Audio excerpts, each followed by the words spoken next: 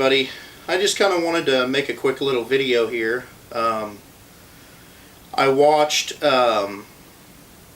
Karl's video over on Southern Stuff channel about the computer that I built him. And I can't tell you how happy I am that he's happy with it and is enjoying it. Being the first custom built computer that I've done for somebody, I was a bit nervous about it. I'm confident in my skills, and I knew that I could do it, or else I wouldn't have offered to do it in the first place. It's just, you know, kind of the thing where you don't want to mess up when it's on somebody else's dime. And I really appreciate him trusting me enough to go through that process. And I think that's the main thing that I want to talk about today is the amount of trust that something like that takes. He spent, I won't say the exact number, but up there, you know, close to $1,000 on a bunch of computer parts that I picked out with his direction, and had them shipped to me. Someone who he's never met at all, doesn't know anything about me other than what he's seen on the Backwoods Patriot channel and the Extreme PC channel. So that took quite a bit of trust. Now, in something like that, there are certain precautions set in place, just naturally.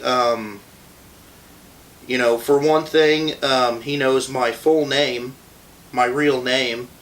And no, I'm not worried about people stealing my identity. I don't even have a bank account. I don't use banks. I've never gotten a loan.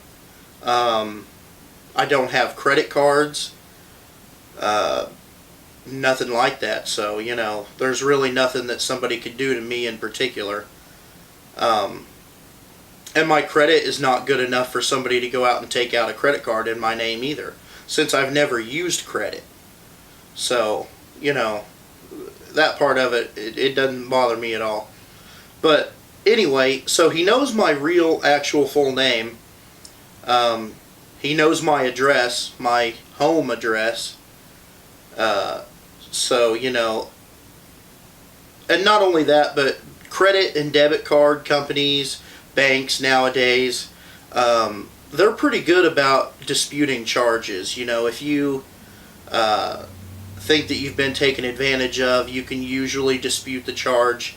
And it is a hassle, and it does take quite a long time, but you can usually recoup your money.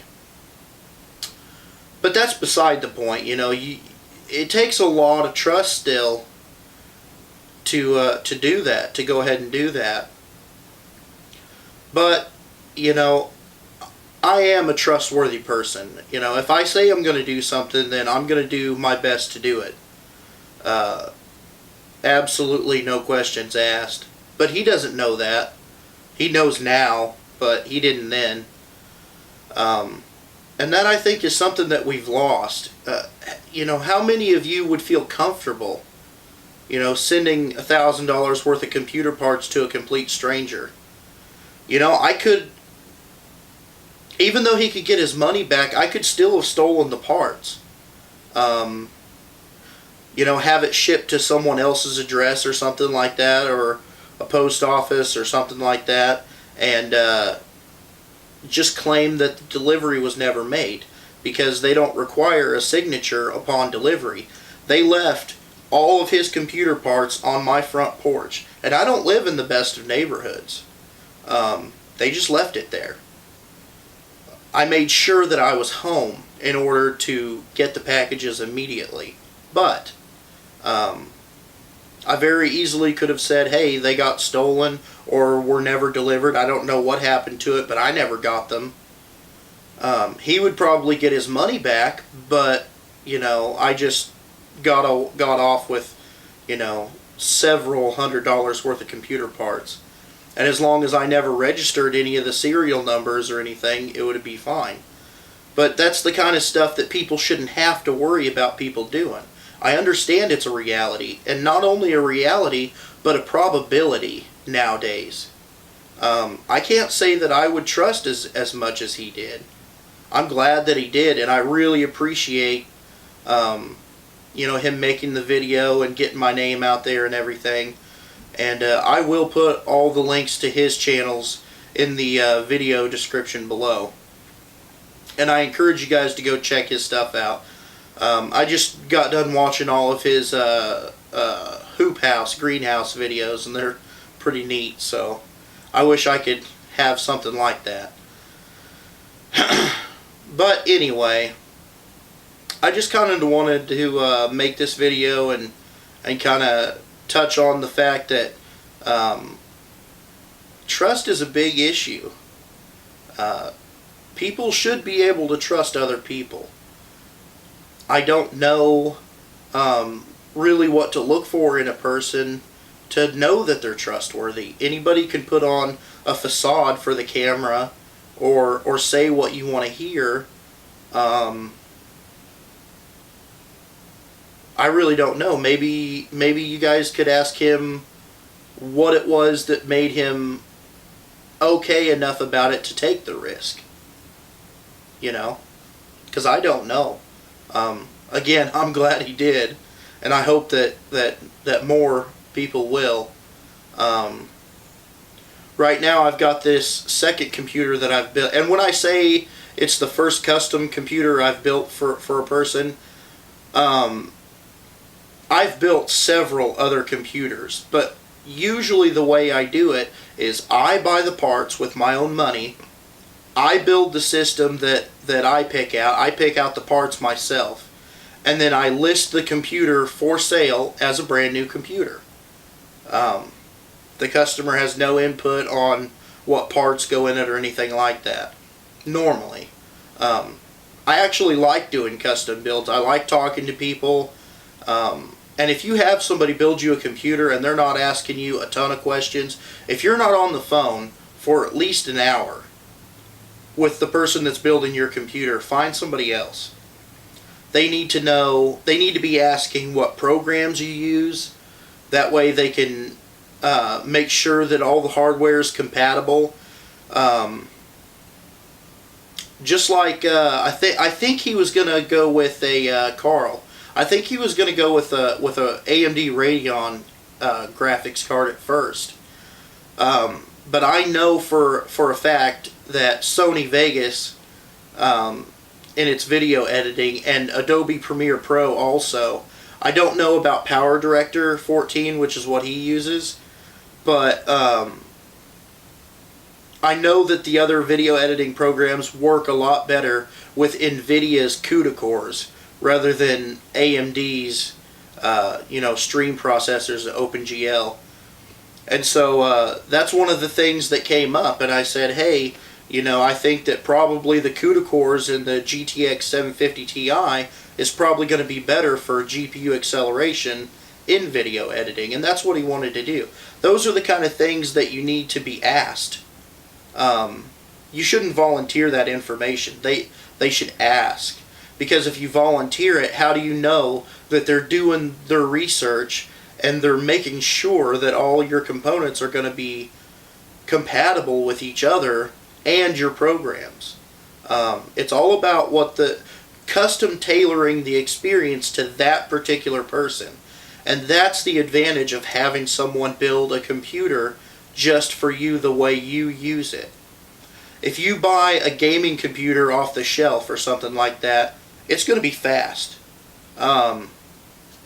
You're going to max out the games, all the way up on all the settings, and it's going to play flawlessly. But then you might use, some other, architectural AutoCAD program or some specific program that graphics card just does not work with, does not support it whatsoever. Now what? If you have a custom computer built just for you, then you're going to know when you use it, it's going to be the perfect experience for you. It doesn't matter what other people want. Don't look up on forums, what's the best graphics card to buy and what's the best CPU ever and all that stuff. Don't worry about that stuff. Worry about what's best for you, not for everyone else. And people on forums will if you go on there and ask them, hey, what about a, i7 4790K or whatever, there will be people on there that'll say, oh, that's crap and you need this other thing. But they don't know what you need because they didn't ask you what programs you run or what you want to do with the computer. How much hard drive space do you need? How much RAM do you think you want? I mean, there's a lot of things that go into it. I charge a flat fee for building a computer. I charge $100 flat for all my labor. I might spend a day and a half just reading and doing research and making sure that each and every thing is going to be compatible with what that person is going to need it to do. And it's going to be the best experience possible. And that's the intent,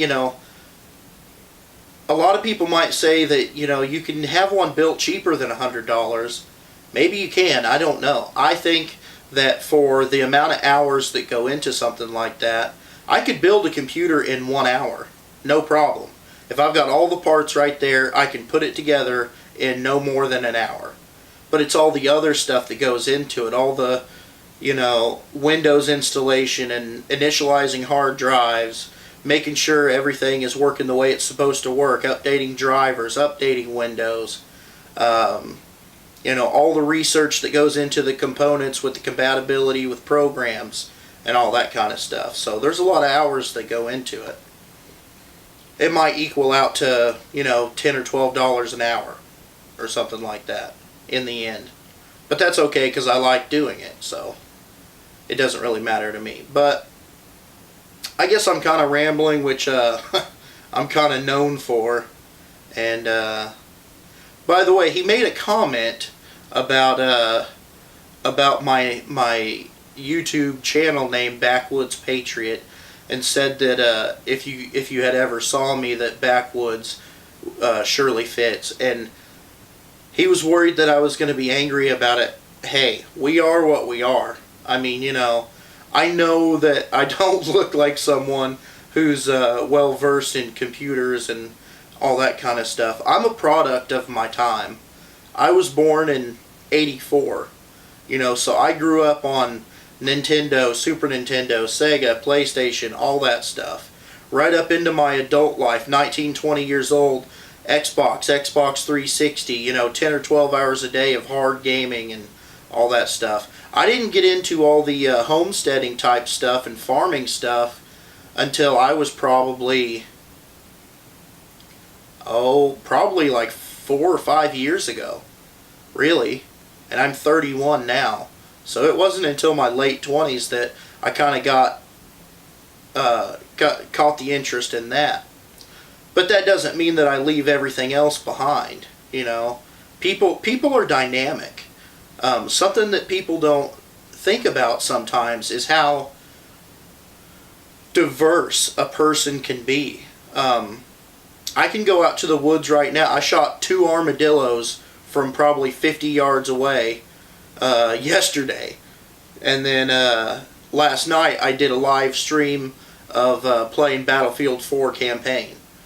So I don't know how many people have ever shot 2 armadillos and streamed a live video of video gaming before in the same day, but I did. And I can go out to the woods and I can mill my own lumber today.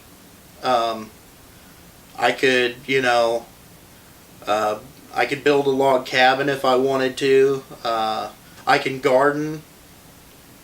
I raise chickens. But I can also go in there and tear a computer all the way down to nothing, figure out what's wrong with it, put it back together, no problem, in probably an hour and a half. I play video games. People don't have to be one specific thing, I guess is what I'm saying. I do fit the term Backwoods Patriot. I will admit that. And that's fine. I like it. The perfect lifestyle for me would be living out at the property, going outside every day, working outside, building stuff, doing stuff, growing garden, taking care of animals, pigs, goats, chickens, all that kind of thing. But then also have a completely modern interior house. I could live in a rustic house. I like it. I'm just a very diverse person. I could live in a log cabin with no electricity and be totally happy. Or I could live in the most modern mansion there is with all the latest technology and amenities and be totally happy there too. As long as I could go outside.